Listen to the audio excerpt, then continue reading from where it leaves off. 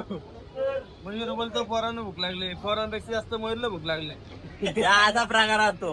पण मी कुठे यायला मागत नाही. भावा आलाय डायरेक्ट तिकडे चाललाय. इथं फोटो काढायला थांबल्यात पोरा, वाट बघतायत मागास बसून.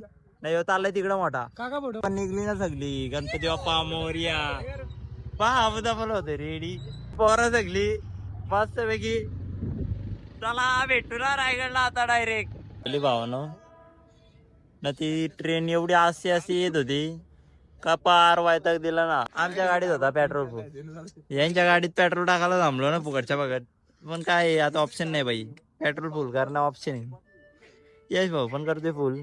काटा लागलेला आहे ना याचा. गणेश दादा गणेश श्री गणेश कितीला होते ते बघूयात. फुल टाकी काय बोरिंग फुल टाक्या नाही न्या बाई. ते आव्या बाई चांगलाच फटका बसलेला आहे. 750 आव्या बाई ना गाण्या व्हायला लागला. 250 चुना ना पोराही ठेवलेली एका मागो एक गाड्या. जास्त लांब पण नको झाला ना काय नको.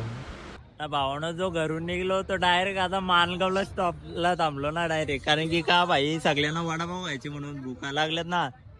तर घरून जेवून आलो होतो पण तरी नाश्त्याला काहीतरी पाहिजे ना. चहा आणि वडापाव वगैरे काहीतरी आता खायला थांबलेलं आहे ना. वडापावची गाडी मस्तपैकी